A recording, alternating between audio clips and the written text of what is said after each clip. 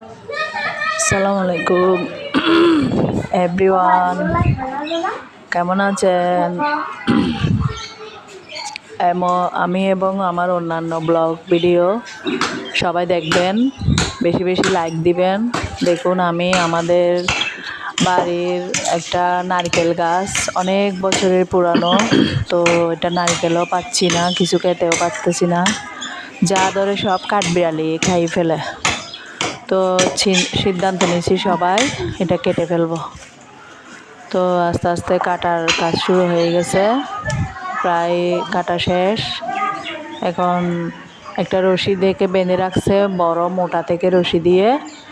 তো এটা টেনে ফেলে দিবে, অন্য গাছের যাতে ক্ষতি না হয় সেই দিকে লক্ষ্য রেখে করতেছে কাজ। তো এখানে বিটাইটা বড় আছে, রোদ পড়তেছে না, রোদ পড়ার জন্য এই ব্যবস্থা করতেছি। এখানে অনেকগুলা মাটি দিব, ক্ষেত করব। Bye bye.